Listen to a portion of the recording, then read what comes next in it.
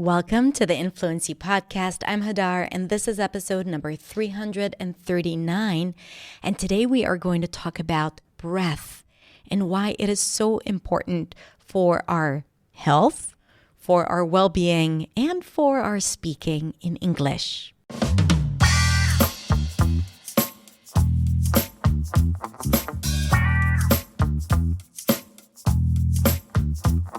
Hey everyone, thank you so much for tuning in for another episode. So today's episode is one of my favorites actually. It's a live interview that I conducted in my studio with a friend of mine who is also a breathing therapist. He's a yoga teacher, he deals a lot with breath, and he actually coaches people on how to breathe better and how to improve their health by changing their breathing. And I wanted to have this conversation about breath because it is so incredibly important for how we use our voice and how we feel in a conversation, especially if you tend to have slight anxiety or fear around communicating in English. So in this episode, we are going to talk about the breath, and you're going to learn about how the breath is created, which is actually super interesting. It's something that we do without thinking about. And yet, we don't exactly know how this whole system works. Most of us. I'm going to speak in the name of everyone here. And also Ori, my friend, is going to share some breathing exercises and techniques to help you stay more centered and also to increase your ability to breathe deeply, which is also good for communication, of course, and for life, and for staying calm. Because we need oxygen, my friends, we need oxygen. All right, so let's not wait any longer and listen to the conversation I had with Ori Keren.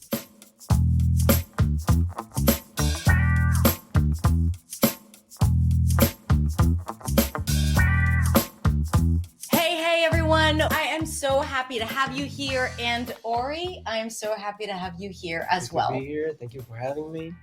I have a live guest here on the show. Ori is a good friend, and he is also a yoga teacher and a breathing therapist. And he is going to talk to us today about your breath. Yes.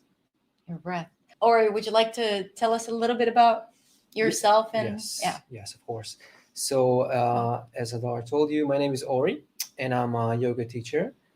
And what I do mainly is focusing my yoga practice and my yoga teaching on the breath, because breathing is, from my point of view and from my teacher's point of view, is the main character or the main factor that determines how your life will be, and by that how your yoga practice will be. So that's a pretty bold statement. Yeah. So your breathing affects, you're saying, basically everything. Yeah. Not everything, but most of the things. Yeah. Okay. And essentially the yoga practice, which is where you come from. You weren't always a yoga teacher. No, I weren't. I used to work as a stock market broker for almost 13 years. Okay.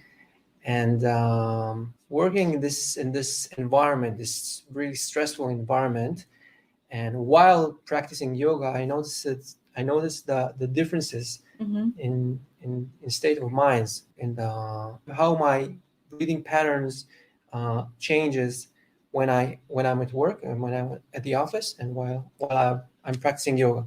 Interesting. Yeah. And so you really recognize, and maybe we can ask everyone here a question. Have you ever noticed it, like when that you have different breathing patterns when you are in one situation or one setting in your life, and then a different breathing pattern?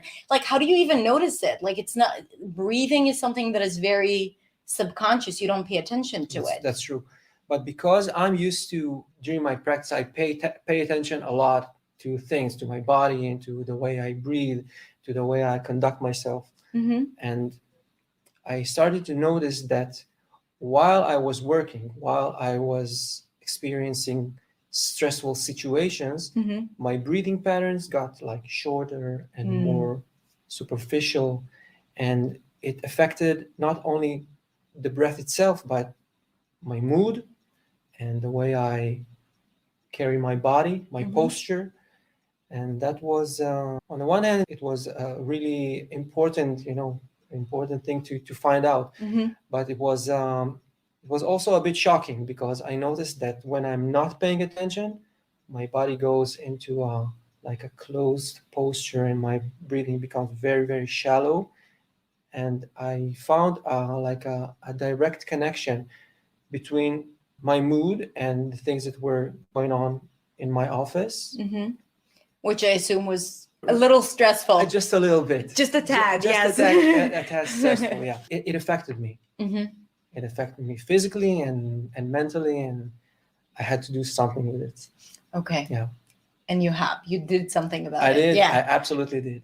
So one of the things that we're going to do today, so Ori is going to tell us about his personal experience and what he has learned about using his breath to manage stress, and also to really like become more present in life when it comes to, work, but also, I guess, your personal life, like your family and everything. And one of the reasons why I asked Ori to come here is because I noticed that when my students or people in our community, when they make videos, or when they speak, or when they share their experience communicating in English, there is that experience of, this anxious feeling sometimes that revolves around speaking in English because of the challenges that the language requires, that you're facing. And I think, I don't know what comes first, but that anxiety affects the breath. And when you don't have a lot of breath, or when you have shallow breaths, I think that affects your nervous system as well. And you're here to tell us why that happens. An endless loop. An endless loop, right? So it's like one thing leads to another, and then you're like on this rabbit hole of just anxiety and stress, and not being able to use your voice, because, we talk about it a lot, that the voice is carried on the breath, right? And the voice it's like the substance from which we, create language. We have to use our voice, and if we don't have the breath, then it's going to be very hard to have a present voice and to have our voice carry our thoughts, no matter how well you know English. And this is why I want you to share with us a little more why the breath is so important when it comes to your stress and the nervous system, and then maybe a few exercises that can help our students. Yeah, of course. So when we're talking about breathing, we're talking about patterns of breath. Okay. And I have like a little exercise for you. Okay. And for you guys, for all of us. Ready? Yeah. We have an exercise. Yes. Try to think about the last time you were really, really angry, or the last time you really, really got afraid of something. Just you can just close your eyes and do it with your eyes open. Just try to imagine you breathing within this specific emotional situation. You might have noticed that the breathing has different patterns for different emotions, right? So when you're really, really angry, your breath is really rapid and shallow. Yeah. You mostly breathe to your chest area. And when you're really, really sad, you tend to take a lot of breath out. You tend to exhale to like make this like this. Yeah.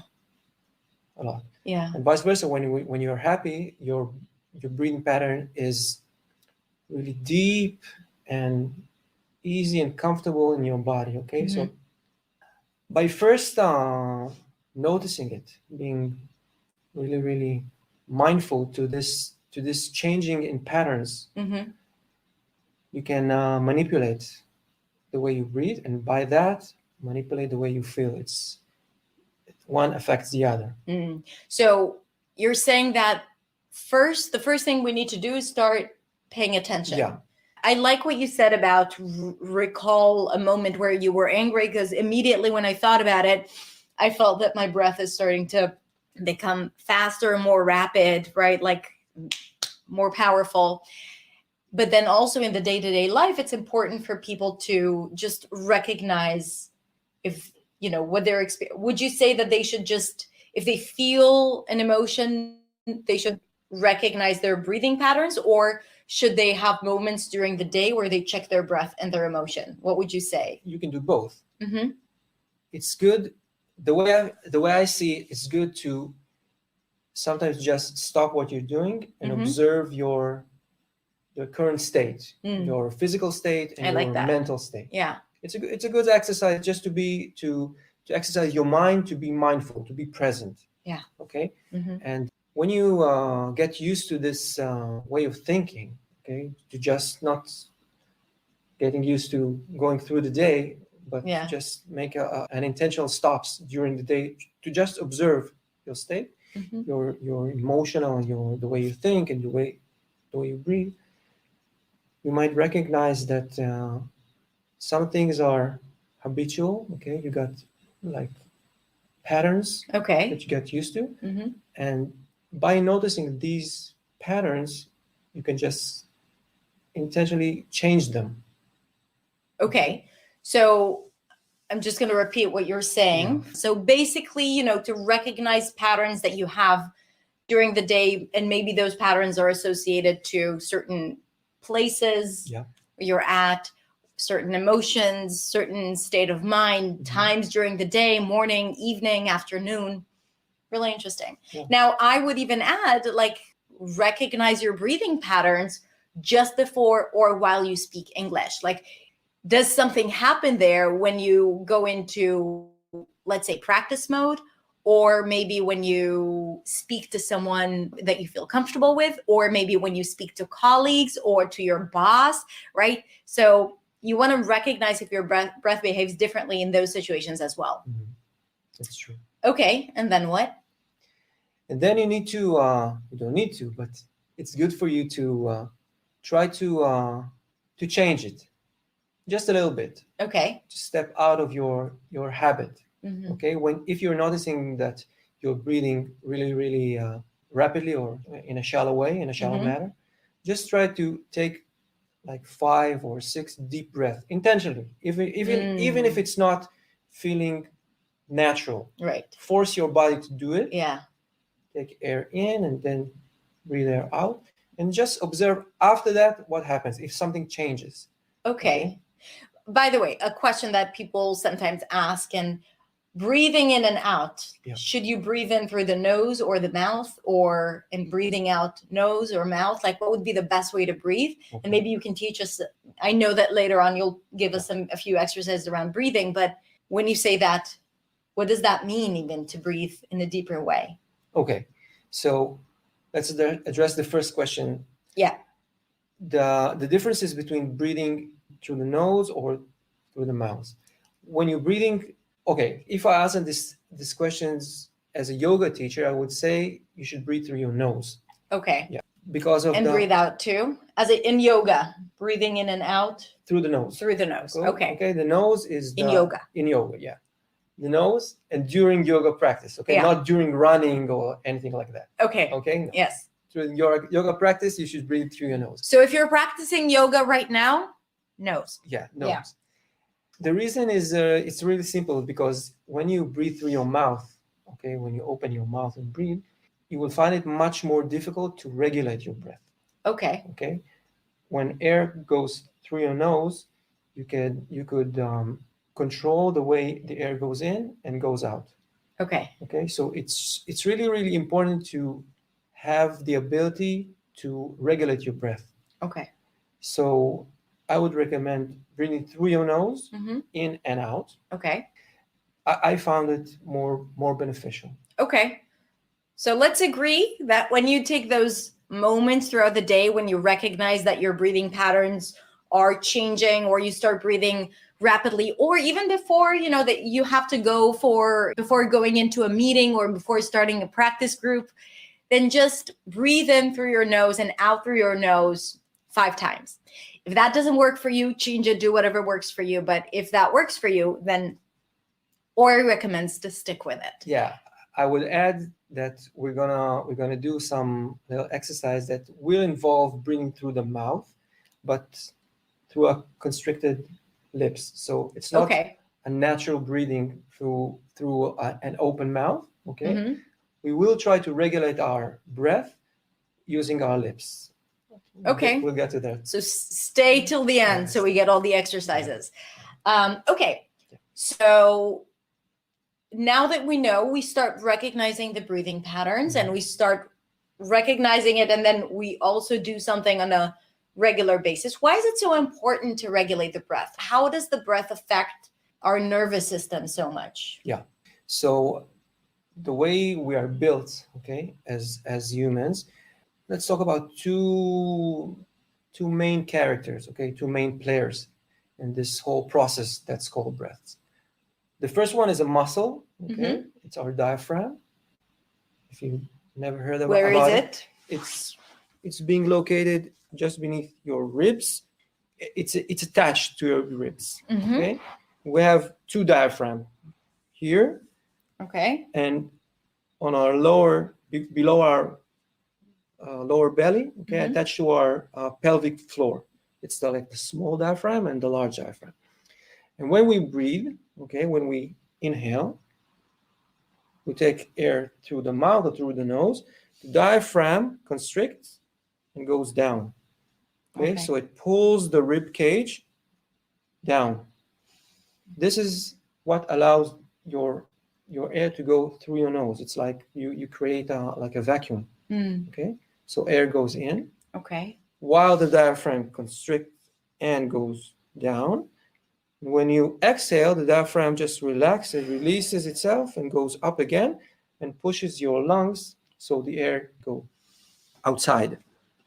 Maybe they can try it with us for a few breaths, just to try it. How can they feel the diaphragm? You can't actually feel the diaphragm, but we can do a little exercise that will utilize the diaphragm to its full potential. Let's call it like this way.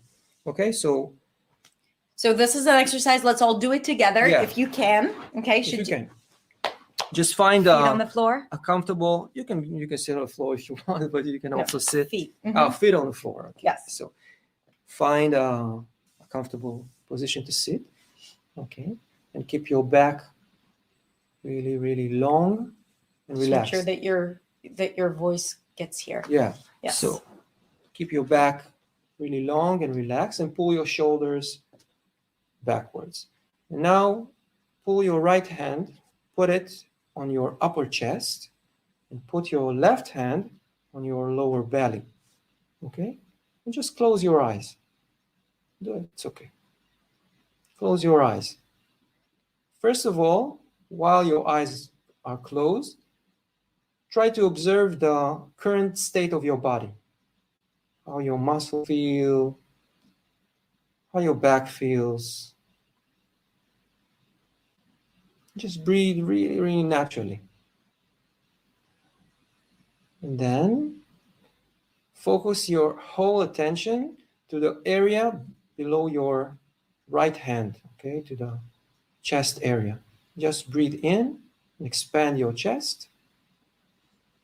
And breathe out and relax your chest. Only the chest area.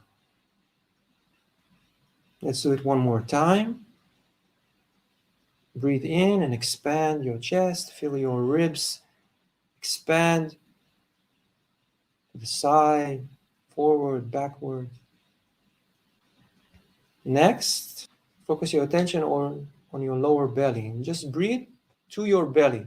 So when you want to imagine you can fill your belly with air while you breathe in. It's like a balloon that's being filled. When you breathe out, your belly goes back inside and relaxes. So your whole attention is just being on the belly area. The chest is completely relaxed. Let's do 2 more breaths just like this. Now let's combine the two. So you breathe air in, let your chest expand, and then let your belly expand. When you breathe out, let your belly go back, and then your chest go back. Let's do 5 more breaths Through the nose, expand your chest, expand your belly. When you finished 5 full deep breaths, just release your hands and put them on your knees. Stay with your eyes closed for a second or two, and observe again the current state of your body, current feelings. And then open your eyes really slowly. So what we just did, by dividing the areas we breathe into and out from, we're making the diaphragm contract very, very Low. low. Or Yeah. And when we breathe out, diaphragm just releases. And when we use this division, okay, when we divide breathing to the chest and to the belly, okay, we make our diaphragm reach its full potential, full range of motion. And this is really important because while our diaphragm moves, okay, when we breathe while moving the diaphragm, it's not trivial. Some people can't do it. Some people breathe only to the chest area and the diaphragm stays really rigid. Or yeah. And why is that not? Why would we want to change that? Yeah. So when we use the diaphragm to breathe, we activate a certain aspect of our nervous system, okay, which causes our body to go back and relax. Okay. There's a large nerve that goes through the diaphragm, and it's been connected to the digestive system and to your heart and to your throat. And while we are activating the diaphragm, this specific nerve is being activated as well, and causes our heart rate to reduce, our throat to relax. Yeah. It's interesting because when you feel stress, you feel it in your belly, you feel it in your throat, you feel it here in your chest. And I think that like it's so easily resolved if you just recognize that you just need to first bring in more oxygen to your body. That's true. And second, to really expand and start affecting that nerve that affects the rest of your body.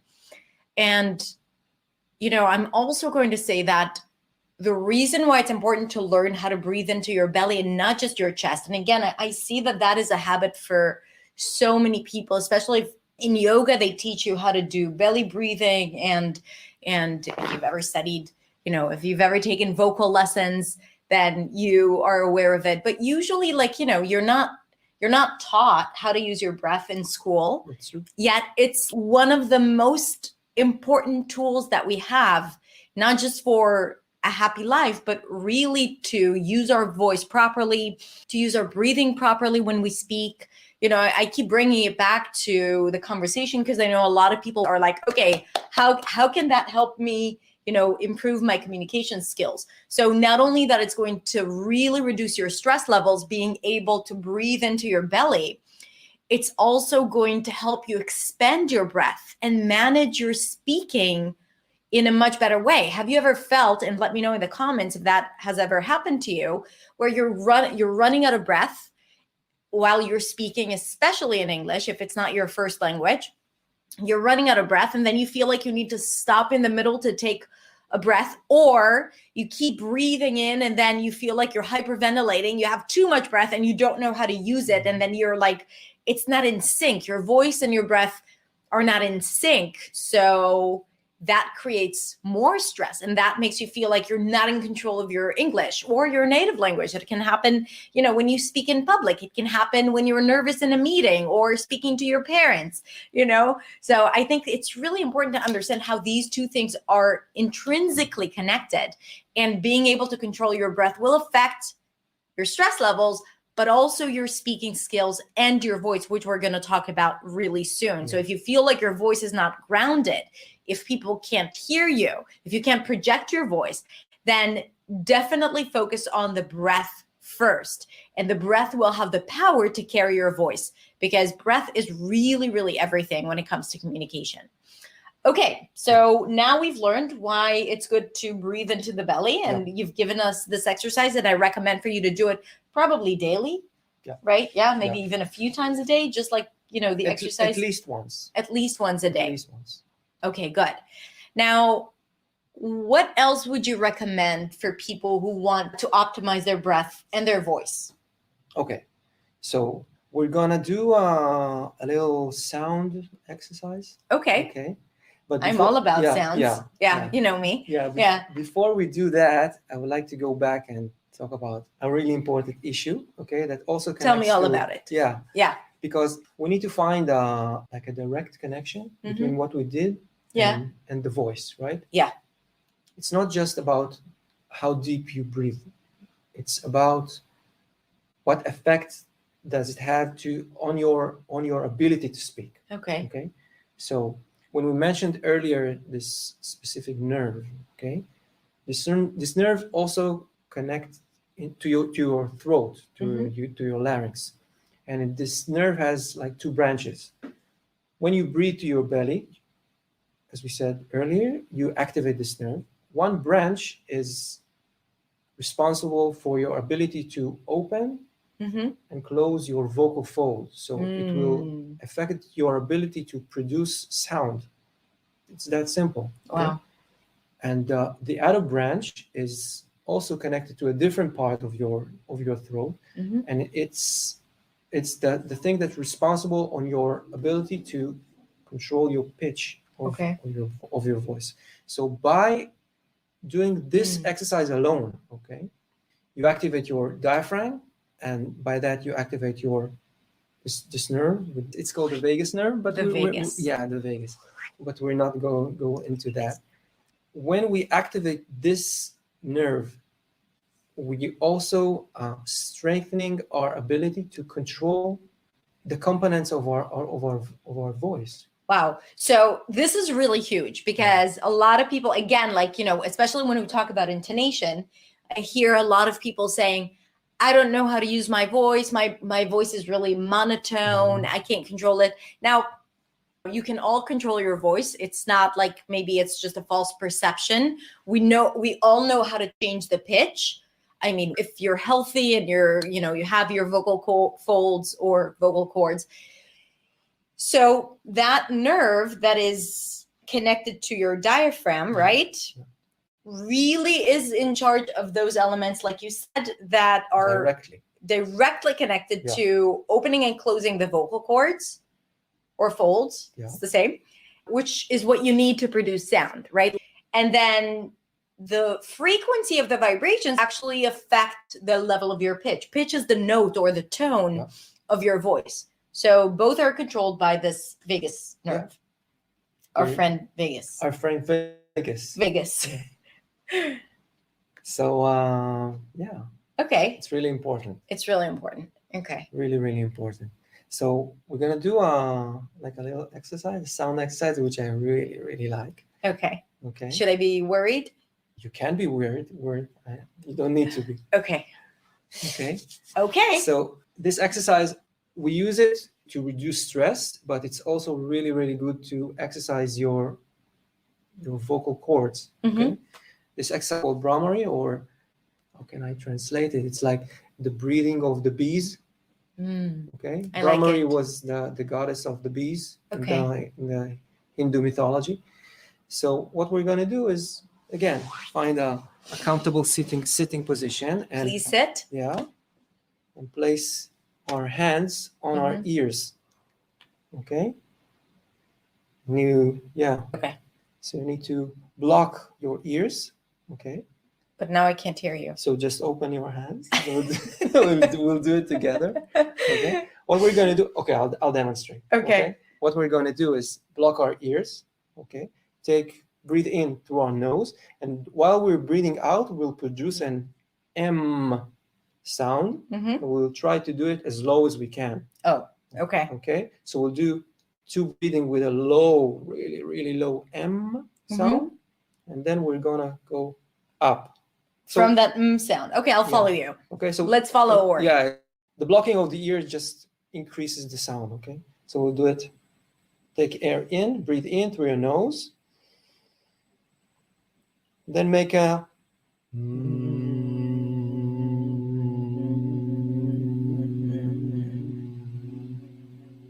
as long as you can.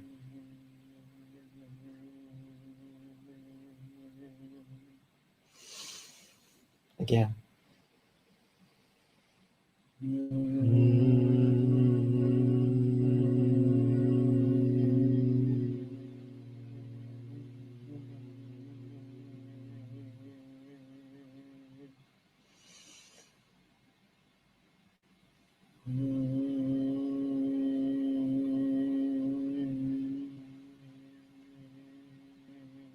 Right, and the next breathing out, make a little higher note. That's it.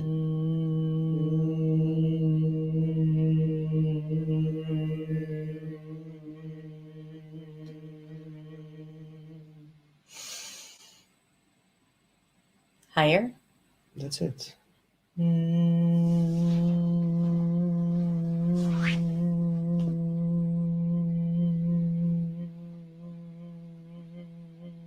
Let's do it one more time, last time.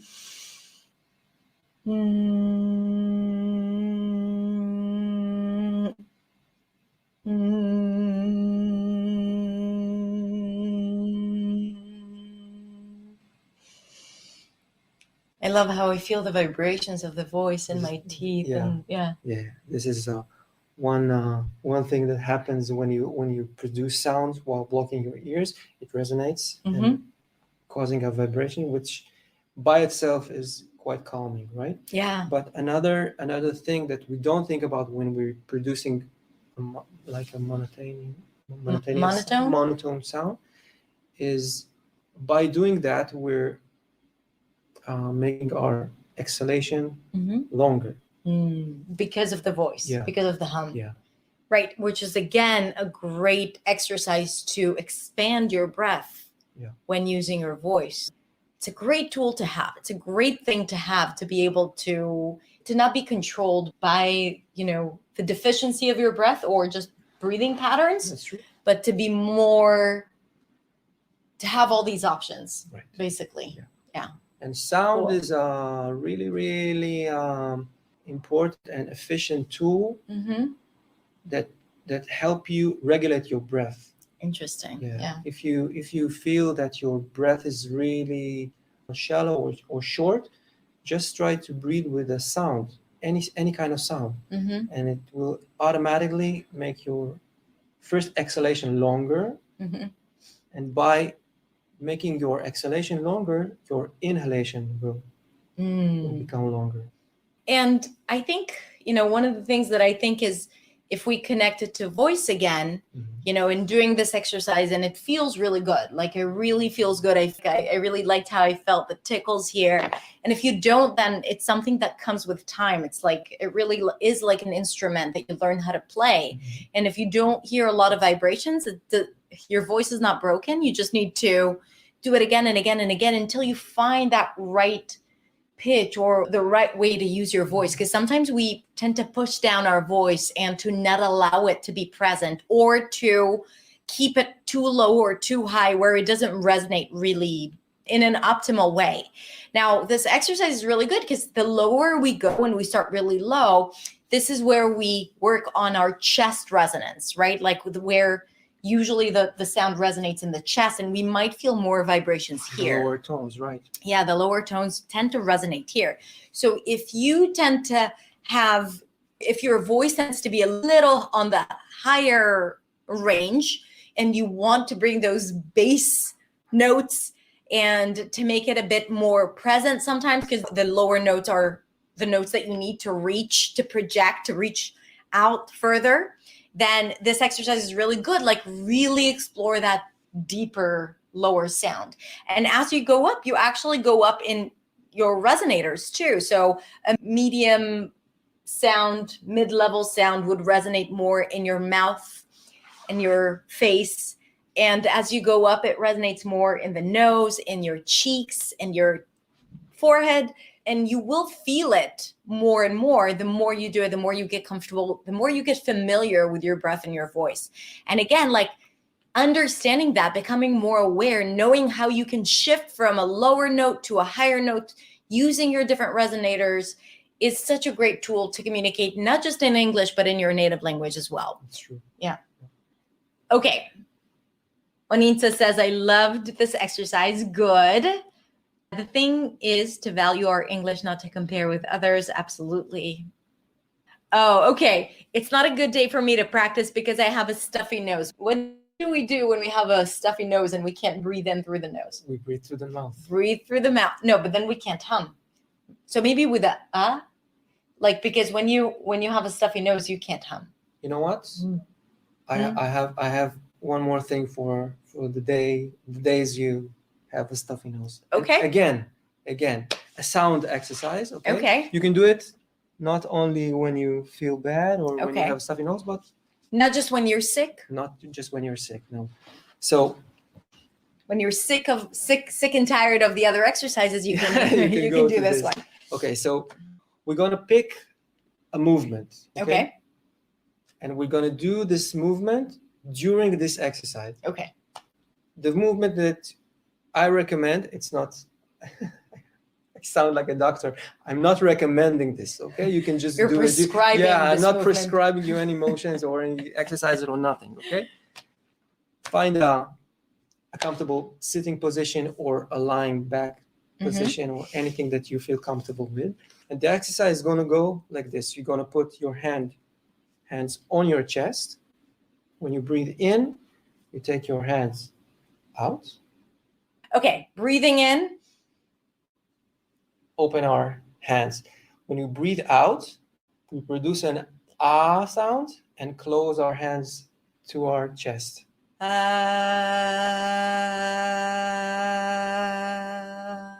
Yes.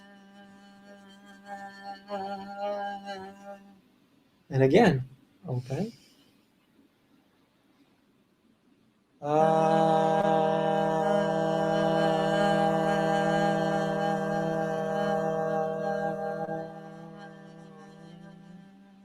And then we can do an eh sound. Can you go all through all the vowels, right? Just open.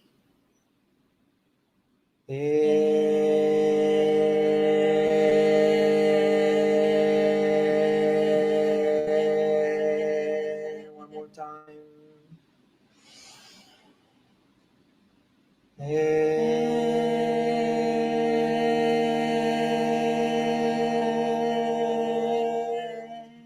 Let's do once with an E sound. E.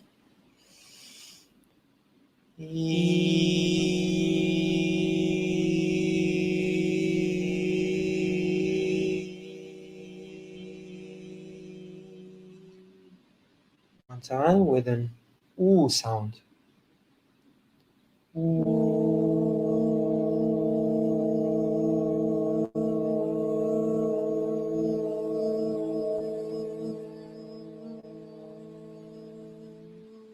And last time with an O sound.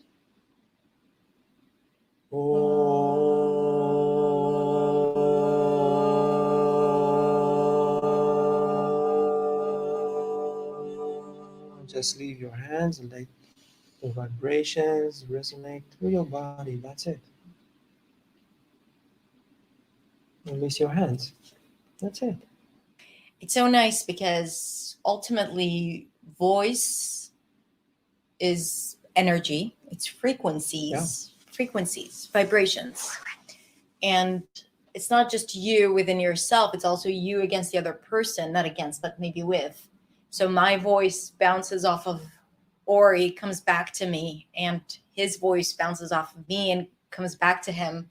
So actually, I really like doing it together because I felt that it kind of like enhances the vibrations. A harmony. And you can create a harmony, yeah. It felt different than when I would do it, do it alone, because sometimes I do it as, part of preparing for something or vocal exercises. So it really is nice. So do it with someone like a friend or someone that you love. I think it's a really, really cool exercise. What else? What else do you have in store for us? So what about people who feel really rigid and, let's say, do you have any exercises related to people who hold a lot of tension, especially in the jaw, maybe neck? shoulders. I feel that when people hold a lot of tension here, it immediately affects their voice. Mhm. Tension brings tension. Right. And then that tension is carried over to their English or their speaking. But specifically in English, I think that, when we think of vowels, for example, that are pure sounds, ah, e, o. So it's all vibrations, all about your voice. Of course, we have pitch there too. And for many of them, you need to open your mouth to get to the right frequency, right? If your mouth is not open enough, the ah sound is going to sound like an eh, because your tongue is going to be too high, and then that doesn't create the frequency that you need for the ah sound. If you have a lot of tension, then it's really hard to open the jaw. It's going to feel unnatural. If this is the case for you, let us know in the comments so we know if this is something that happens to you.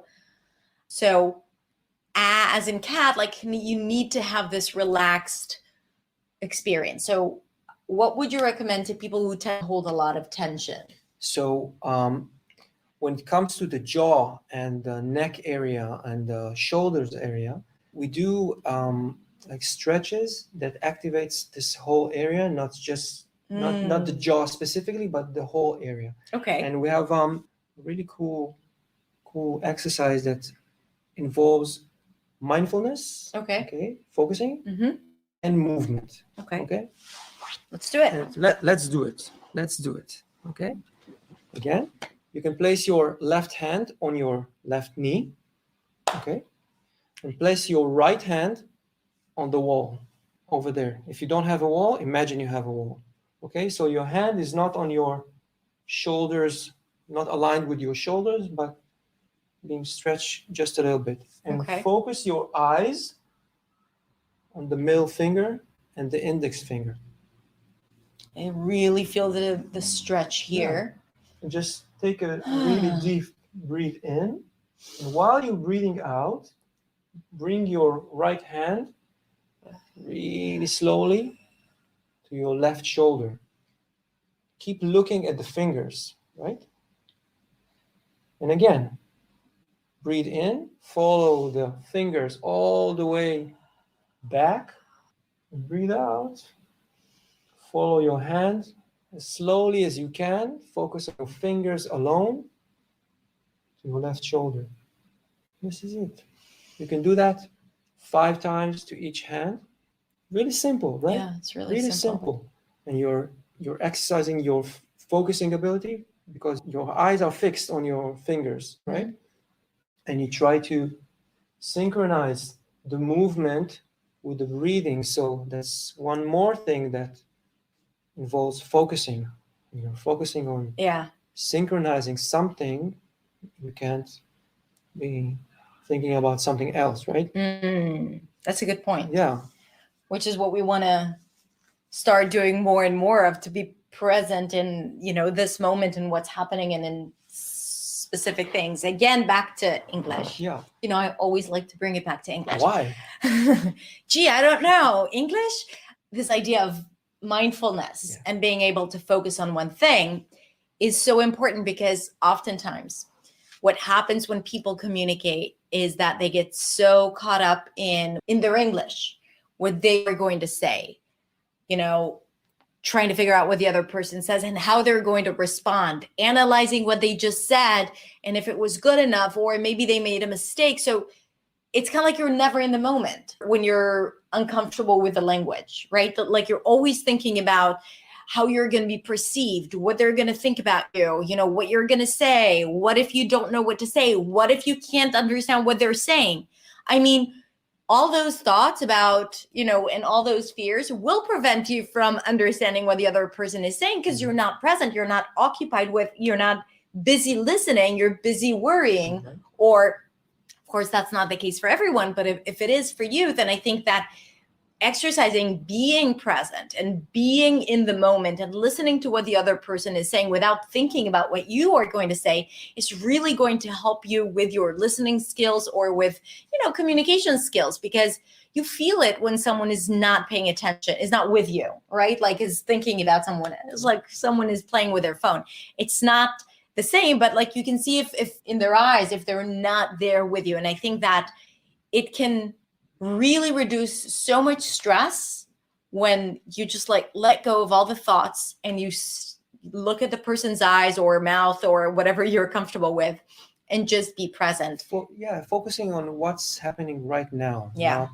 not what might have happened, not anything that is not basically what is not real. Okay, what's real is What's real. what's happening right now. Now, yeah, I like it. Yeah, so good.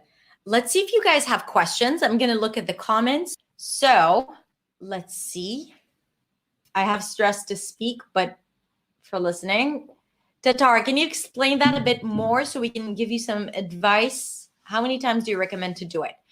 So he or she is asking, how many times do you recommend doing this? So let's talk about all the exercises. Yep. So we first had the breathing in and out. Let's do a little recap for those who joined us. We did 5 breaths to your chest, to your belly, back to your chest, and out. Yeah. So to do that at least once a day. Yeah, at least once, just to get accustomed with moving your diaphragm. Yeah. You can do it as many times as you want. As many times as you want. Especially if you feel that you're starting to get nervous or you feel like your breath starts becoming more shallow. The second exercise that we did the M exercise where you start really low and every time you start raising the pitch a little bit, you do 5-6 breaths. Right. Of that. And how many times would you recommend doing that? Again, it's not something that I can say this number is okay and that number is not okay. Everyone is different. And so I would recommend like start small and start with once a day of doing all 3 exercises in a sequence, or 4 even, right? Like do all 4 exercises that you've learned today in a sequence. And then like whenever you feel that you need a little bit of support from your breath or before, as you know, a meeting, a conversation, you can do it again. So the third one, the first was just breathing in and out, chest, belly.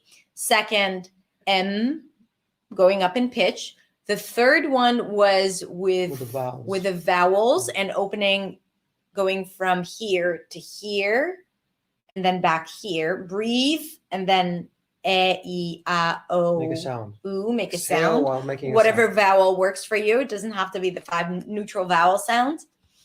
And then this was my favorite, by the way, the vowels, of course. And then the last one was the stretch and focus. Yeah, this is just to prepare your body to the breathing exercises. So maybe they can start with this. Yeah. So you can start with the stretching. This or any other stretch exercise that you feel. I mean, it's not a prescription. If you feel like raising your arms or bending forward or anything like that, just do it. Just a free movement in order to just soften your body, your tissues, your joints, in order to free movement with focus, right? Like we want to make sure that we have like a focal point that we. And I might add another one. Okay, so we have another exercise. Yeah, another one. Okay. Which is kind of like an emergency patch. Okay. Sometimes your mind is too occupied to do these exercises because it involves being present. Okay. Right? So I have another really cool exercise. Again, it's a bit more simple, okay, because it uses very clear images of what we're going to do. So it's called the flower and the candle. So what we're basically going to do is imagine a flower, right? If you have a favorite flower that you can imagine it smell, that's great. And if not, just any other flower. And just close your eyes and imagine that the flower is being placed right next to your nose, right? And then imagine a candle burning not far away from you. While you inhale, imagine the scent of the flower. Imagine the scent goes through your nose and just inhale the flower. Yeah, being absorbed in your body. And when you exhale, you take your air, you exhale really, really softly in order for the candle not to be blown out. Ah, right? so you don't want to blow You it don't out. want- It's not like a birthday cake No, that no, you no, need to no. blow out. You need to make. You want to make the flame just like flicker. Flicker. Okay. Let's flicker that flame. Yeah. Yeah. So you breathing in and smell this flower, breathing out and make the flame flicker. So you can see these images in your mind while doing this breathing in and out. Do it. Wait. רגע. אני צריכה להתרכז. Okay. Flower. Which one is going to be a rose? It's a lily. It's a lily. It's a lily. Okay, it's a good choice. My mom's name is Lily in Hebrew. Really? Shoshana. Oh. Yeah. Right. Okay. Let's concentrate. A lily.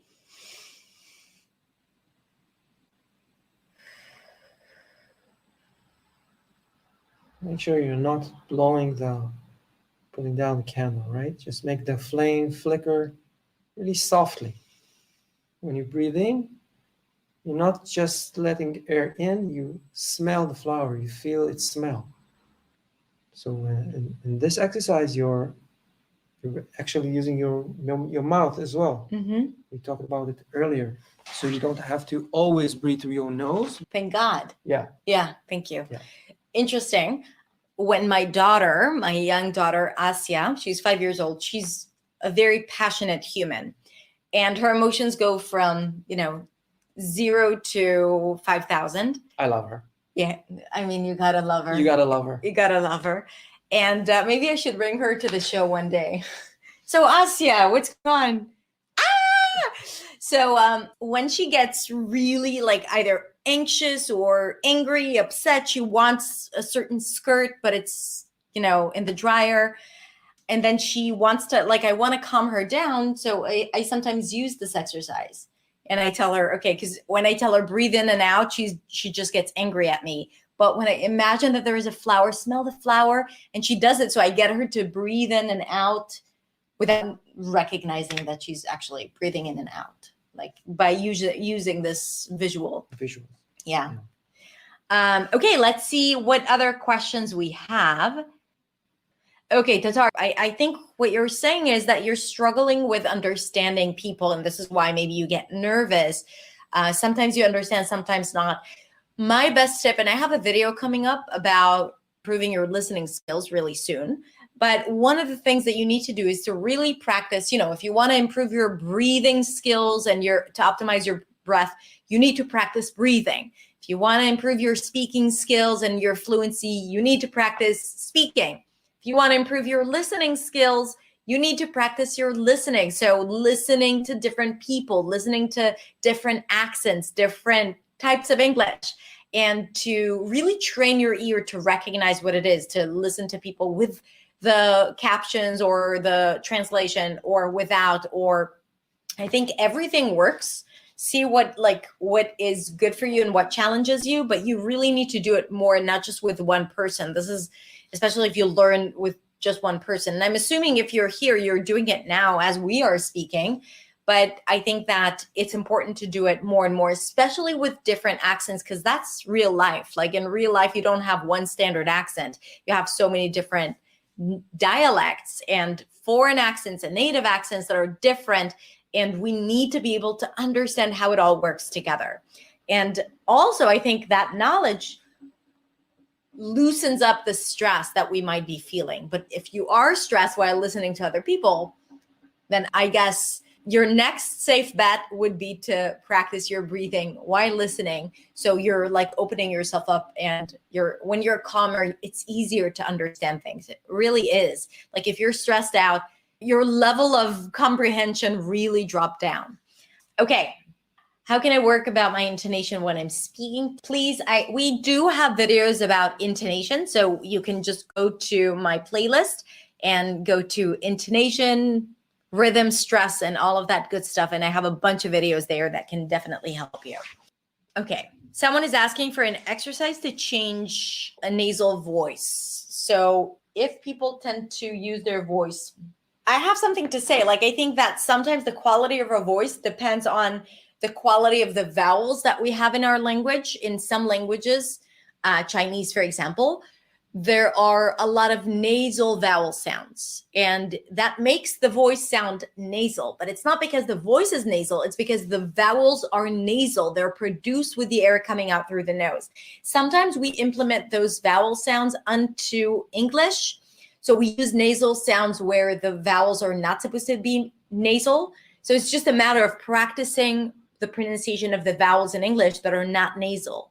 And then that can clear out a lot of the nasality. But is there anything else that you would recommend if people feel that their voice is locked, like they're only using one aspect of their voice?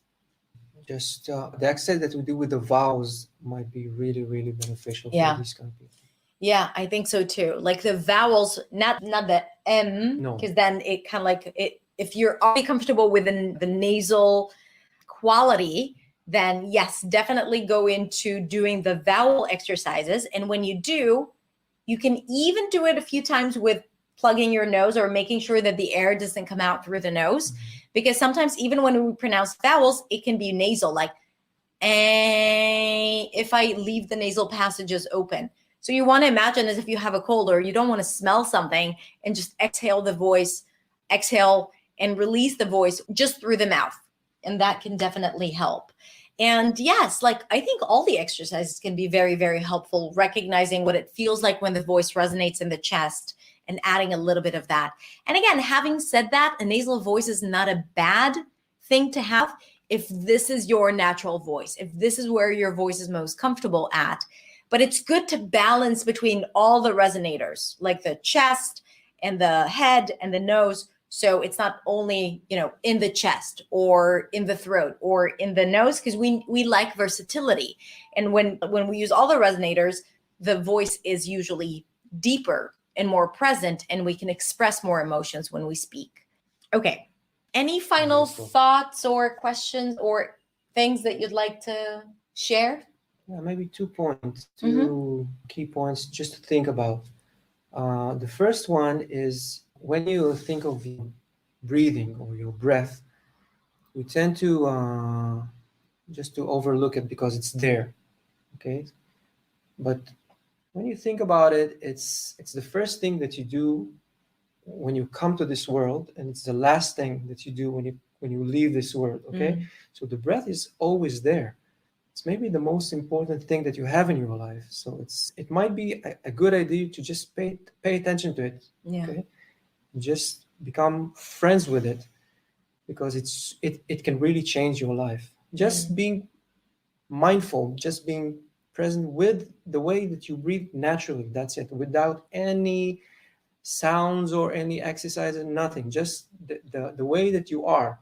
Just pay attention to this thing. Yeah. And this leads me to the second point, being mindful to stuff, okay, to things in general, can really make a shift in your way of thinking, right?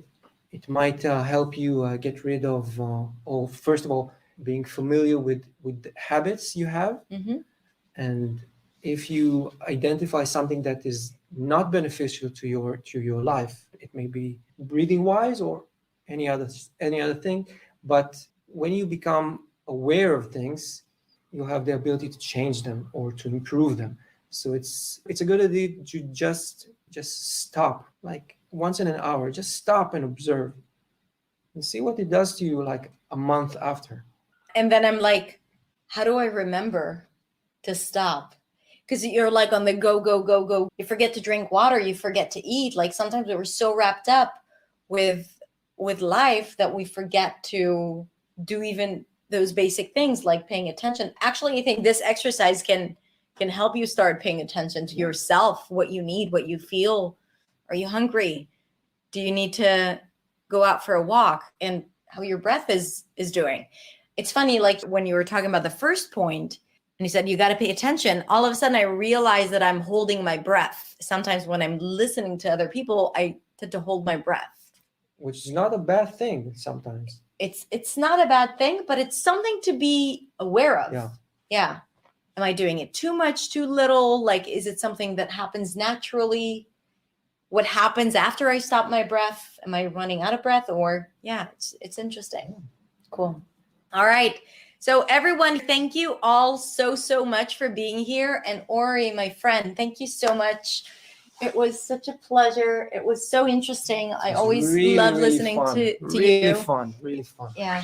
Ori, how can people find you? A lot of your content is in Hebrew, but I think that there are some videos that they can watch as well. How can people find you? Of course, you can go to my website. That's orikeren.com, ORIKEREN.com, or orikerenyoga.com, and you can visit on Instagram, Ori Keren Yoga. You can find me over there. I share a lot of tips and exercises, videos. Yeah. And you do also breathing coaching with people. You help. Yeah. I know that you've been helping a lot of people that had some illnesses, like a lot of people with COVID that couldn't go back to deep breathing. So you really help them optimize their breath after, and anything else related to lungs. So this is it's life-saving. It can really change lives and save lives. So that's amazing. All right. So thank you so much, Ori. Everyone, thank you so much for being here and for being brave and doing all the exercises with us. And this is serious stuff. This is the core of everything that we talk about. So if you're saying to yourself, oh, no, it's not a speech exercise, it's not about sounds, then it's probably more important than all of the things that we usually teach on this channel. So take that to heart, take that to mind, and just think about it. If you feel any resistance, think about it and just try it and see how it feels. All right. Thank you so much. And everyone, Thank you. I'll see you next time. Bye.